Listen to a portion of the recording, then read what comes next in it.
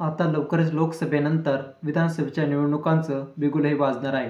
त्यामुळे सर्वच राजकीय पक्ष अगदी आत्तापासून म्हणजेच लोकसभेच्या निवडणुकापासूनच कामाला लागलेले पाहावयास मिळतात.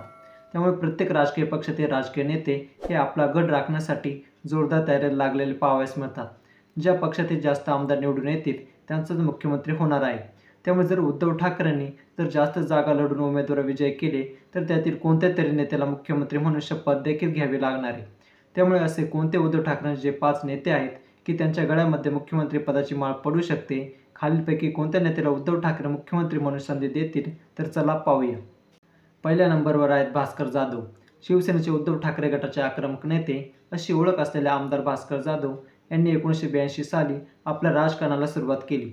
1992 मध्ये ते रत्नागिरी जिल्हा परिषदेचे सदस्य म्हणून निवडून आले. 1995 आणि 1999 साली 2 वेळा ते चिपळूणमधील शिवसेनेकडून विधानसभेवर निवडून गेले. 2004 साली शिवसेनेची उमेदवारी न मिळाल्याने त्यांनी शिवसेनेला रामराम ठोकत अपक्ष म्हणून निवडणूक लढवली, पण त्यांना पराभवाचा सामना करावा लागला. त्यानंतर भास्कर जाधवांनी राष्ट्रवादीचा झेंडा हाती घेतला. 2009 साली रामदास कदम यांचा पराभव करत पुन्हा जाधव विधानसभेवर निवडून गेले. काँग्रेस राष्ट्रवादीच्या मंत्रिमंडळात विविध खात्यांची मंत्रिपद देखील त्यांनी सांभाळली.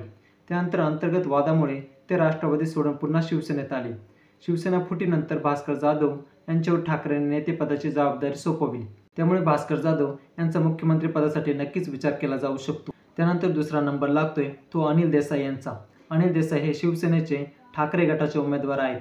ते भारतीय संसदेच्या वरिष्ठ सभागृहाच्या राज्यसभेचे सदस्य आहेत.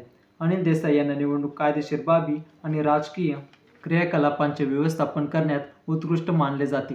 त्यांनी पक्षाची संसाधने व्यवस्थापित करण्यात मोठी भूमिका बजावली आहे आणि नारा उठा महाराष्ट्र जागो महाराष्ट्र यासारख्या कल्पना मांडल्या आहेत. पक्षाचा विवेकी चेहरा म्हणून त्यांची ओळख आहे. त्यामुळे त्यांचा मुख्यमंत्रीपदासाठी नक्कीच विचार केला जाऊ शकतो. मुख्यमंत्रीपदासाठी तिसरा चेहरा म्हणून संजय राऊत यांचा विचार केला जाऊ शकतो. संजय राऊत हे शिवसेना उद्धव ठाकरे या गटातील महत्त्वाचे नेते आहेत.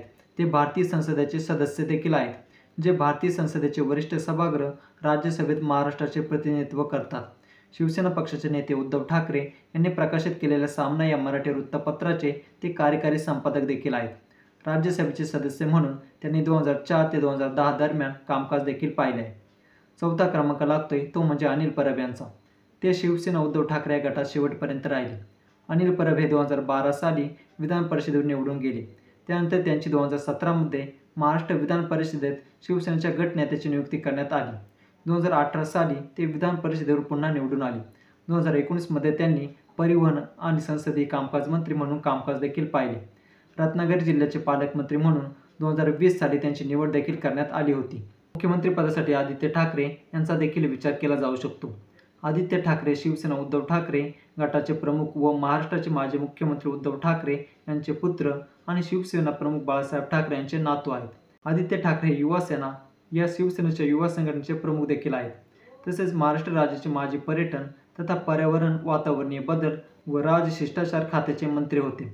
ऑक्टोबर 2019 मध्ये त्यांनी मुंबईच्या वरळी मतदारसंघातून 2019च्या महाराष्ट्र विधानसभेच्या निवडणुकीत आमदारकीसाठी निवडणूक लढवली आणि त्यानंतर ते विजय देखील झाले होते. त्यामुळे त्यांचा देखील मुख्यमंत्रीपदासाठी विचार केला जाऊ शकतो. तर मंडळींनो, या 5 नेत्यांचा मुख्यमंत्रीपदासाठी नक्कीच विचार केला जाऊ शकतो. अजून तुमच्या मते कोणत्या नेत्यांचा विचार मुख्यमंत्रीपदासाठी केला जाऊ शकतो हे कमेंट बॉक्समध्ये नक्की सांगा. हा विषय किंवा मुद्दा आवडलाच असेल तर व्हिडिओला लाईक व जास्तीत जास्त लोकांपर्यंत शेअर करा. सोबतच आमचं विश मराठी यूट्यूब चॅनल अवश्य सबस्क्राईब करा. जय महाराष्ट्र.